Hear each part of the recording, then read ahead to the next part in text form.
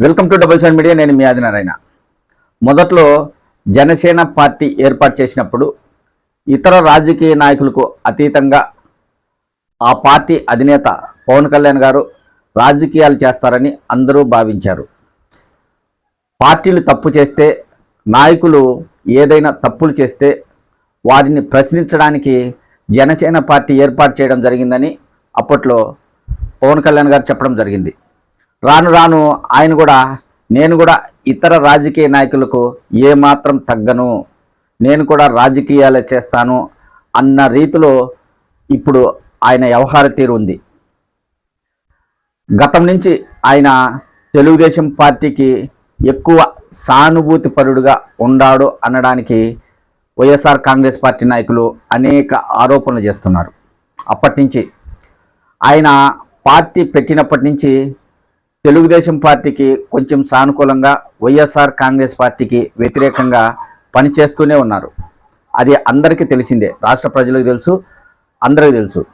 2024 ఎన్నికల్లో వైఎస్ఆర్ కాంగ్రెస్ పార్టీ అధికారంలోకి రాకూడదు, జగన్మోహన్ రెడ్డి ముఖ్యమంత్రి కాకూడదు, ఆ పార్టీని భూస్థాపితం చేయాలి అనే ఉద్దేశంతోనే ఆయన తెలుగుదేశంను, బీజేపీని రెండు కలిపి వాటితో పాటు జనసేన పార్టీ 3 కూటమిగా ఏర్పడి వైఎస్ఆర్ కాంగ్రెస్ పార్టీ ఓడిపోవడానికి ఆయన చాలా కృషి చేశాడు. వైఎస్ఆర్ కాంగ్రెస్ పార్టీ అంటే ఆయనకు పడదు, జగన్మోహన్ రెడ్డి అంటే అసలు పడదు. ఇప్పుడు కూటమి ప్రభుత్వం అధికారంలోకి వచ్చిన తర్వాత ఆయన డిప్యూటీ సీఎంగా అయ్యారు. ప్రస్తుతం రాష్ట్రంలో కూటమి ప్రభుత్వం ఏర్పడ్డాక చాలా సంఘటనలు జరిగాయి. అయినా ఆయన ఎక్కడికి వెళ్ళి ఎవరిని పరామర్శించలేదు. బాలికలపై అత్యాచారాలు జరిగాయి, చాలా చోట్ల దారుణాలు జరిగాయి. అయినా కూడా డిప్యూటీ సీఎం పవన్ కళ్యాణ్ గారు ఎవరిని పరామర్శించలేదు. అయితే ఇప్పుడు ఆయన గురించి ఎక్కువగా ఎందుకు చర్చించుకుంటున్నారంటే, అన్నమయ్య జిల్లా గాలివీడిలో వైసీపీ నేత ఎంపీడీఓపై దాడి చేశారని ఘటన ఒకటి బయటకు వచ్చింది. వైసీపీ నాయకులు ఎంపీడీఓపై దాడి చేయడంతో ఆయన కడప రిమ్స్ ఆసుపత్రిలో చేరి చికిత్స పొందుతున్నాడు. ఈ విషయం తెలుసుకున్న రాష్ట్ర డిప్యూటీ సీఎం పవన్ కళ్యాణ్ గారు వెంటనే ప్రత్యేక విమానంలో కడపకు వచ్చి ఆయన్ను పరామర్శించడం జరిగింది. ఉద్దేశపూర్వకంగా వైఎస్ఆర్ కాంగ్రెస్ పార్టీ నాయకులు ఎంపీడీఓ జవహర్ బాబుపై దాడి చేసింటే నిజంగా అది తప్పే, దాన్ని ఎవరైనా ఖండిస్తారు. ఖచ్చితంగా అలాంటి వారికి శిక్ష పడాలి. అలాగే విధి నిర్వహణలో ఉన్న ఉద్యోగిపై దాడి చేయడం చాలా తప్పు. గాయాలైన ఎంపీడీఓ జవహర్ బాబును డిప్యూటీ సీఎం పవన్ కళ్యాణ్ గారు పరామర్శించడంలో కూడా ఏమీ తప్పు లేదు. ఆయన పరామర్శించడం ఆయన బాధ్యత. అంటే ఉద్యోగులపై ఎవరు దాడి చేయకూడదు, దాడి చేస్తే కఠిన చర్యలు తీసుకుంటామని కూడా ఆయన హెచ్చరించారు. ఇందులో కూడా ఎలాంటి తప్పు లేదు. అయితే ఇప్పుడు వైఎస్ఆర్ కాంగ్రెస్ పార్టీ నాయకులు డిప్యూటీ సీఎం పవన్ కళ్యాణ్ గారికి కొన్ని ప్రశ్నలు సంధిస్తున్నారు. ఉటావుటీన గాలివీడి ఎంపీడీఓ జవహర్ బాబుపై వైసీపీ నేతలు దాడి చేశారని తెలిసిన వెంటనే ఆయన ఎంపీడీఓను పరామర్శించడానికి కడప జిల్లాకు, కడప రిమ్స్కు వెళ్ళడం జరిగింది. ఇలాగా రాష్ట్రంలో చాలా సంఘటనలు జరిగాయి. కూటమి ప్రభుత్వం అధికారంలోకి వచ్చాక చాలామంది బాలికలు, మహిళలపై అత్యాచారాలు జరిగాయి.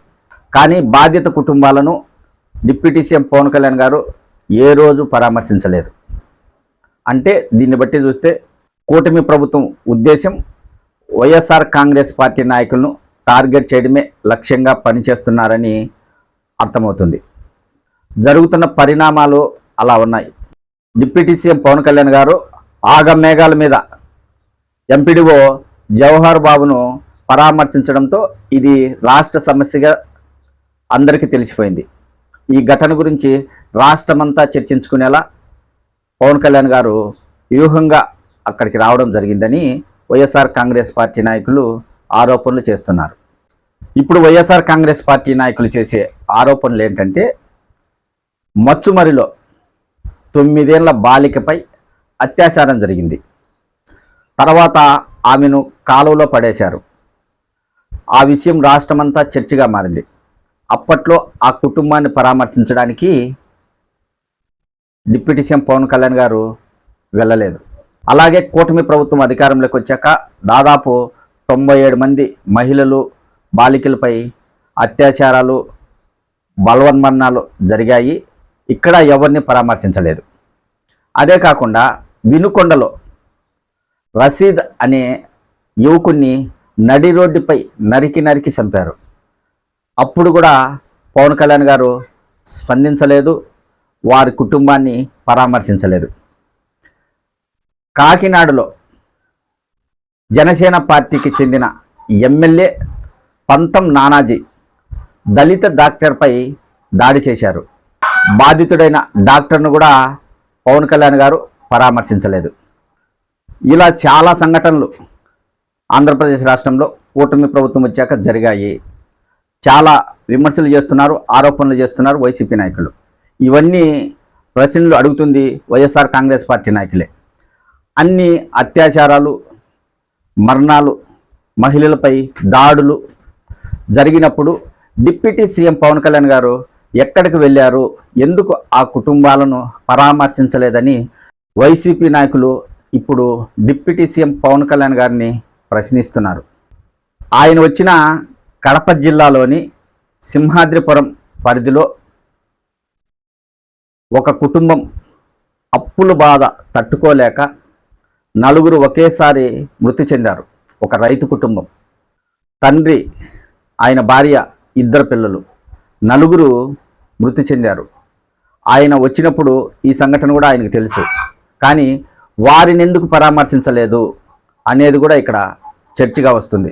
ఇక్కడ వైఎస్ఆర్ కాంగ్రెస్ పార్టీ నాయకులు గుర్తించాల్సింది ఒకటే, కూటమి ప్రభుత్వం అధికారంలోకి వచ్చాక వైఎస్ఆర్ కాంగ్రెస్ పార్టీ నాయకులను టార్గెట్ చేసింది. వైఎస్ఆర్ కాంగ్రెస్ పార్టీ నాయకులు ఇప్పటికైనా తెలుసుకోవాలి, ఇదే దాడి టీడీపీ నేతలు చేసి ఉంటే మరోలా ఉండేది. వైసీపీ నేతలు చేశారు కాబట్టి అడావుడిగా డిప్యూటీ సీఎం పవన్ కళ్యాణ్ గారు కడపకు వచ్చి ఎంపీడీఓ జవహర్ బాబును పరామర్శించడంతో రాష్ట్రమంతా ఇప్పుడు ఈ సంఘటన గురించి చర్చించుకుంటున్నారు. దీన్ని బట్టి వైఎస్ఆర్ కాంగ్రెస్ పార్టీ నాయకులే టార్గెట్గా కూటమి ప్రభుత్వం పనిచేస్తుంది. ఖచ్చితంగా అయితే వైఎస్ఆర్ కాంగ్రెస్ పార్టీ నాయకులు చాలా జాగ్రత్తగా ఉండాల్సిన అవసరం ఉంది. లేదంటే ఎవరైతే ఏ నియోజకవర్గంలో మంచి బలమున్న నాయకులు ఉంటారో అలాంటి వారందరూ కూటమి ప్రభుత్వం పెద్దలకు టార్గెట్ అవుతారు. ఖచ్చితంగా జైలుకు వెళ్లాల్సిన అవసరం ఉంటుంది. ప్రభుత్వం అధికారంలో ఉన్నంత వరకు వైఎస్ఆర్ కాంగ్రెస్ పార్టీ నాయకులు ఆచి తూసి మాట్లాడాలి, చాలా జాగ్రత్తగా అడుగులు వేయాలి. లేదంటే జైలు తప్పదు.